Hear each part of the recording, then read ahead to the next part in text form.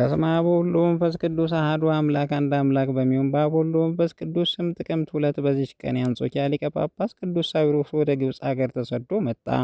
የሚሆነው በመናፍቁ ንጉሥ በያኖስ ዘመን ነው። እርሱም ንጉሥ በኬልቄዶን ሃይማኖት የሚያምን ነው። ሚስቱ ንግሥት ግን ሃይማኖት ያቀና ነው። ቅዱስ አባ ሳዊሮስን ትወደዋለች፣ ታከብረዋለች። ንጉሥም በስውር ሊገለው ይሸዋል። ቅዱስ አባ ሳዊሮስን በስውር ይገለው ዘንድ ንጉሥ እንደሚሻው ንግሥት ባወቀች ጊዜ ከአንጾኪያ ሀገር እንዲወጣና ነፍሱን እንዲያድን ወደ አባ ሳዊሮስ ላከች።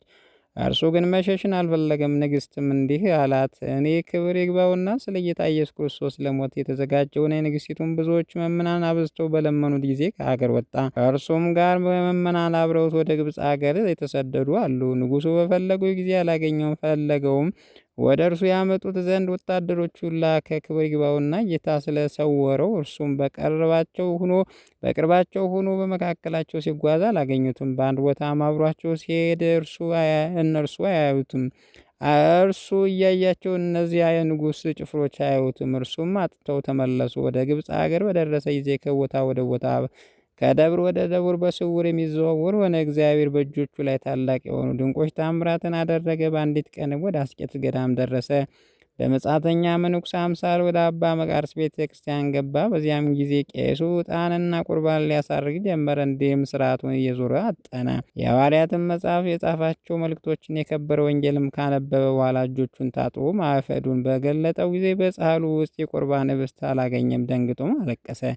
ከዚያ በኋላ ወደ ሕዝቡ ተመልሶ እንዲህ አላቸው፣ ወንድሞች ሆይ የቁርባኑ ኅብስት ተሰውሮ በጻሕሉ ውስጥ አላገኘሁትም። ይህ የሆነ በእኔ ኃጢአት ወይም በእናንተ ኃጢአት እንደሆነ አላውቅም።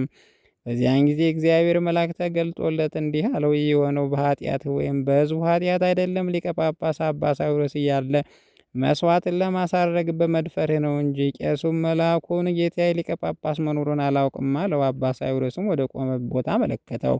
ቄሱም ወደ አባ ሳዊሮስ ሄዶ ከእግሩ በታች ሰገደ። ቡራኬም ከእርሱ ተቀበለ። ሊቀ ጳጳሱ አባ ሳዊሮስም የጀመረውን የቅዳሴ ሥርዓት እስኪፈጸም ቄሱን አዘዘው። እርሱም በታላቅ ክብር ወደ ቤተ መቅደሱ አስገቡት። ከዚያ በኋላ ቄሱ ወደ መሰዋው በወጣ ጊዜ የቁርባኑ ኅብስት በጻሕሉ ውስጥ አገኘው። ካህኑም ሕዝቡም ሁሉ እግዚአብሔርን አመሰገኑት።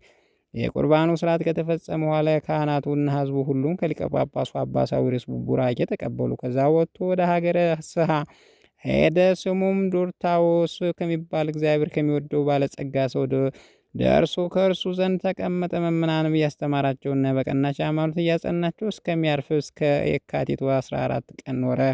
ለእግዚአብሔር ምስጋና ይሁን። እኛንም በዚህ ቅዱስ አባ ሳዊሮስ ጸሎት ይማረን፣ በረከቱ በእኛ ጋር ትኑር ለዘላለሙ አሜን። በዚች ቀን ደግሞ የሕርያቆስና የሰማዕቱ ቴክላ መታሰቢያቸው ነው። በረከታቸው ከእኛ ጋር ትኑር ለዘላለሙ አሜን። ጌታ ሆይ ከብልጽግናቸው ብዛት የተነሳ ብዙ መባ ካገቡት ይልቅ የዳይቱን አነስተኛ ባንድ ተቀበልክ።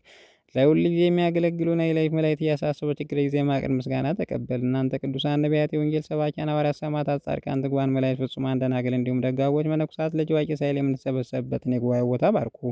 የመጽሐፍ ወረቀት አዘጋጅተው ብራና ዳምጦ የጻፈውን ያጻፈውን ከግዕዝ ወደ አማርኛ የተረጎመውን ቃል ንባቡን በእርጋታ መንፈስና በተመስጦ ሕሊና ያዳመጠውን በደለኛ ሁሉ የምታስምር ጌታ እናቱ በማርያም ጸሎት ኢየሱስ ክርስቶስ በአንድነት ይማረን። ኢየሱስ ክርስቶስ በአንድነት ይማረን። ኢየሱስ ክርስቶስ በአንድነት ይማረን ለዘላለሙ አሜን።